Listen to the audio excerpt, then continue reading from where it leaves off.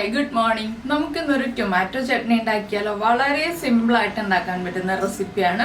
അധികം ഇൻഗ്രീഡിയൻസ് ഒന്നും വേണ്ട കേട്ടോ. അപ്പോൾ എങ്ങനെയാണ് നമ്മുടെ ടൊമാറ്റോ ചട്നി തയ്യാറാക്കുന്നത് നിങ്ങളൊന്ന് കണ്ടു നോക്കൂ. നമുക്ക് നമ്മുടെ ഇൻഗ്രീഡിയൻസ് നോക്കാം. ഞാനിപ്പോൾ 2 തക്കാളി എടുത്തിട്ടുണ്ട് കേട്ടോ. 2 തക്കാളി എന്ന് വെച്ചിട്ടുണ്ടെങ്കിൽ ഒരു തക്കാളി വലിയ തക്കാളിയാണ്. അപ്പോൾ നിങ്ങൾ എടുക്കുകയാണെങ്കിൽ മീഡിയം വലിപ്പത്തിലുള്ള 3 തക്കാളി എടുക്കുക. അതിലേക്ക് ഒരു 5 അല്ലി വെളുത്തുള്ളി എടുത്തിട്ടുണ്ട്, 2 പച്ചമുളക് എടുത്തിട്ടുണ്ട്, കുറച്ച് മല്ലിയില എടുത്തിട്ടുണ്ട്, ഒരു തണ്ട് കറിവേപ്പിലയും വേണം. ആദ്യം നമുക്ക് ഈ തക്കാളി ഒന്ന് മുറിച്ച് പാനിലേക്ക് വെക്കണം. അതിൻ്റെ കൂടെ ബാക്കിയുള്ള കാര്യങ്ങളൊക്കെ പറയാം. അപ്പോൾ നമുക്കൊരു പാൻ ചൂടാക്കിയെടുക്കാം. അപ്പോൾ നമ്മളൊരു പാൻ ചൂടാക്കാൻ വെച്ചിട്ടുണ്ട്. പാനിലേക്ക് നമുക്ക് വെജിറ്റബിൾ ഓയിലോ വെളിച്ചെണ്ണയോ, കൂടുതൽ നല്ലത് വെജിറ്റബിൾ ഓയിലായിരിക്കും, നിങ്ങൾക്ക് ഇഷ്ടമുള്ളത് ചേർക്കാം കേട്ടോ. കുറച്ച് ഒഴിച്ചിട്ടുണ്ട് ഓയിൽ. ഇനി നമുക്കിതിലേക്ക് നമ്മൾ എടുത്ത് വെച്ചിരുന്ന തക്കാളി ഉണ്ടല്ലോ, തക്കാളി ഇങ്ങനെ ഹാഫായിട്ട് കട്ട് ചെയ്തെടുത്തിട്ടുണ്ട്, അത് വെച്ച് കൊടുക്കുക. ഫ്ലെയിം കുറച്ച് വയ്ക്കുക. ഇതിൻ്റെ കൂടെ തന്നെ നമ്മൾ എടുത്ത് വെച്ചിരിക്കുന്ന വെളുത്തുള്ളി ചേർത്ത് കൊടുക്കുക. അവിടെ ആയിട്ട് വെളുത്തുള്ളി ഇട്ട് കൊടുക്കുക. പിന്നെ നമ്മൾ എടുത്തിരുന്ന പച്ചമുളക് ഉണ്ടല്ലോ, പച്ചമുളക് ഇങ്ങനെ ഇട്ട് കൊടുക്കുക. ഇനി ഇതൊന്ന് അടച്ചു വയ്ക്കുക.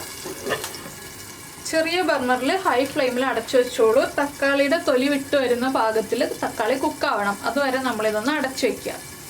അപ്പോൾ നമ്മുടെ തക്കാളിയൊക്കെ ഒന്ന് കുക്കായി വന്നിട്ടുണ്ട്. നമുക്കിനി ഇതിൽ നിന്ന് ഈ തക്കാളിയുടെ സ്കിന്നൊന്ന് മാറ്റിയെടുക്കാം. തക്കാളിയുടെ സ്കിൻ മാറ്റിയിട്ടാണ് നമ്മളിനി അടുത്ത പ്രോസസ്സ് ചെയ്യുന്നത് കേട്ടോ.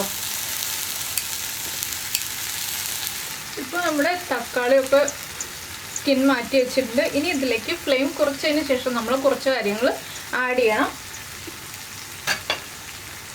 ആദ്യം ചേർക്കുന്നത് തക്കാളിക്ക് ആവശ്യമായിട്ടുള്ള ഉപ്പ്.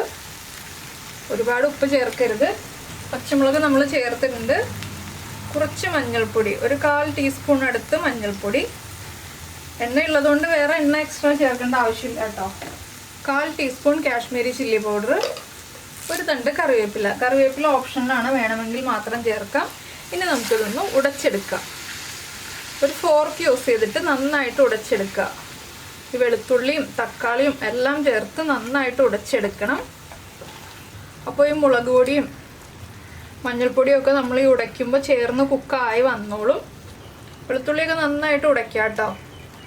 വെളുത്തുള്ളിയൊക്കെ ഓൾറെഡി കുക്കായതാണല്ലോ, അതുകൊണ്ട് തന്നെ നമ്മൾ ഉടയ്ക്കുമ്പോൾ വേഗം ഉടഞ്ഞ് കിട്ടിക്കോളും. പിന്നെ നിങ്ങൾക്ക് തക്കാളിയുടെ വലിയ പീസുകളായിട്ട് വേണം എന്നുണ്ടെങ്കിൽ ഒരുപാട് ഉടയ്ക്കണ്ട. ഞാൻ ചില പീസുകളൊക്കെ ഉടയ്ക്കുന്നില്ല, ചില പീസുകളൊക്കെ ഉടയ്ക്കുന്നുണ്ട്. എന്താണെന്ന് വെച്ചാൽ നമുക്ക് ഇടയ്ക്കൊന്ന് തക്കാളി കടിക്കാൻ കിട്ടുന്ന രീതിയിൽ ചില പീസുകളൊക്കെ ഉടയ്ക്കാതെയും ഇടുന്നുണ്ട്, ചില പീസുകളൊക്കെ നന്നായിട്ട് ഉടയ്ക്കുന്നുണ്ട്. അതൊക്കെ നമ്മുടെ ഇഷ്ടത്തിനനുസരിച്ച് വിടുക. ഇനി ഒന്ന് ഇളക്കി മിക്സ് ചെയ്യുക. അതിനുശേഷം ഒന്ന് ടേസ്റ്റ് ചെയ്ത് നോക്കുക ഉപ്പ് കറക്റ്റാണോ എന്നുള്ളത്. ഉപ്പ് കറക്റ്റാണ് എന്നുണ്ടെങ്കിൽ പിന്നെ നമുക്ക് വേറെ ഒന്നും ചെയ്യാനില്ല. ഒരു പിഞ്ച് പഞ്ചസാരയും കൂടി ചേർക്കുക.